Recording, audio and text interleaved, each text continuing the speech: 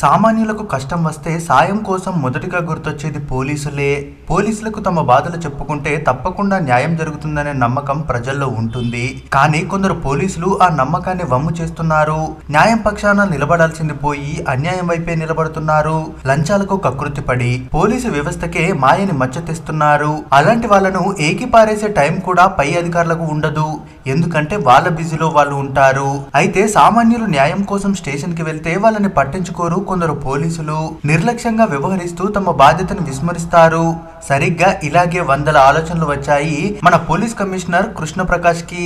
అసలు పోలీసుల పనితీరు ఎలా ఉంది, సామాన్యులకు రెస్పాండ్ అవుతున్నారా లేదా అని తానే స్వయంగా తెలుసుకోవాలనుకున్నాడు. అందుకోసం ఏం చేశాడు అనేది ఈ రోజు వీడియోలో చూద్దాం. అది సాయంత్రం ముంబై ప్రాంతం. ఇద్దరు దంపతులు అంటే భార్య భర్త కలిసి కంగారుగా ముంబైలోని హింజైవాడి పోలీస్ స్టేషన్ కు వెళ్లారు. లోపల స్టేషన్ సిబ్బంది ఎవరి పనుల్లో వారున్నారు. నేరుగా ఎస్ఐ దగ్గరికి వెళ్లిపోయారు ఆ దంపతులు. సార్, నా పేరు కమల్ ఖాన్, ఈవిడ నా భార్య. మేమిద్దరం మసీదుకి వెళ్లి తిరిగి వస్తుండగా కొందరు ఆకతాయిలు నా భార్యను వేధించారు, నీచంగా మాట్లాడారు అంటూ ఆ భర్త పోలీసులకు ఫిర్యాదు చేశాడు. వెంటనే అప్రమత్తమైన పోలీసులు వివరాలు తీసుకుని ఘటనా స్థలానికి చేరుకున్నారు. అక్కడే ఉన్న ఆకతాయిల్ని అదుపులోకి తీసుకున్నారు. విచారణ చేసి ఆ భార్యాభర్తకి క్షణాల్లో న్యాయం చేసేశారు. ఇక ఆ తర్వాత ఆ ఇద్దరు దంపతులే దగ్గరలో ఉన్న మరో స్టేషన్ అంటే వాకాడ్ స్టేషన్ కు వెళ్లారు. మళ్ళీ ఆ భర్త పోలీసులతో, సార్, మేము బైక్ పై వెళ్తుంటే కొందరు ఆగంతకులు నా భార్య మెడలో చైన్ కొట్టేశారు, మొహానికి ముసుగు వేసుకున్నారు సార్. పట్టుకోవడానికి ప్రయత్నించాను, కానీ నాపై కూడా దాడి చేయబోతుండగా వదిలేశాను. మీరే ఎలాగైనా న్యాయం చేయండి అని ఎస్ఐని కోరాడు ఆ భర్త. దీంతో స్టేషన్ అధికారులు కేసు నమోదు చేసుకుని దంపతుల్ని జాగ్రత్తగా ఇంటికి తీసుకెళ్లండి అని సిబ్బందిని ఆదేశించారు. ఈసారి పింపురి పోలీస్ స్టేషన్ కి ఎంట్రీ ఇచ్చారు ఈ దంపతులు.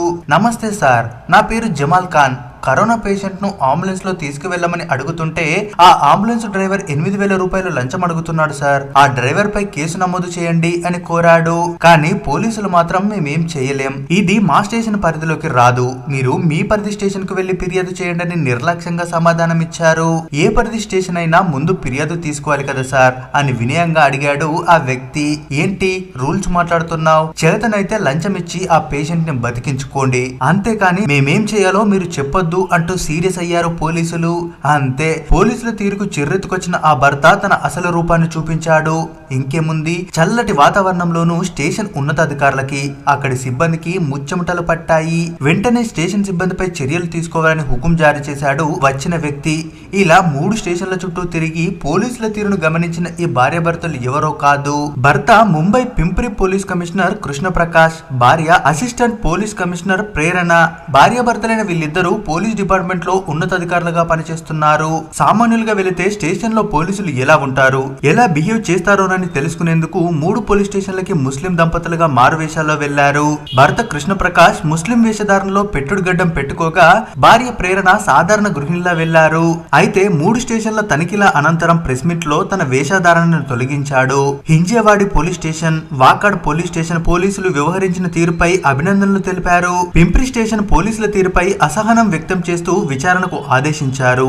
ఇక ఈ సంఘటనతో దాదాపు చుట్టుపక్కల ఉన్న పోలీస్ స్టేషన్లలో మార్పు మొదలైంది. ఎప్పుడు ఏ వేషంతో వస్తాడో అని భయపడుతూ డ్యూటీని నిజాయితీగా చేస్తున్నారు. ఇకపోతే సాధారణంగా పింప్రిలో క్రైమ్ రేట్ ఎక్కువ. అది కృష్ణ ప్రకాష్ రాకముందు. ఆయన వచ్చాక అక్కడి పరిస్థితి పూర్తిగా మారిపోయింది. నేరాలను అదుపు చేసి శాంతి భద్రతలను కాపాడుతూ సామాన్యులకి అండగా నిలిచారాయన. న్యాయం కోసం ఎవరు వచ్చినా సరే తక్షణమే చర్యలు తీసుకునేవారు. అది ఓ నిజాయితీ గల పోలీస్ ఆఫీసర్ వల్ల వ్యవస్థలో కలిగే మార్పు. అయితే ఆయన చేసిన ఇంకో సూపర్ స్టింగ్ ఆపరేషన్ ని మరో వీడియోలో చూద్దాం. ఈ వీడియో మీకు ఎలా అనిపించిందో మీ అభిప్రాయాన్ని కామెంట్ రూపంలో తెలియజేయండి. వీడియోకి ఓ లైక్ వేసుకోండి. మరిన్ని ఇలాంటి వీడియోస్ కోసం మన ఛానల్ ని తప్పక సబ్స్క్రైబ్ చేసుకోండి.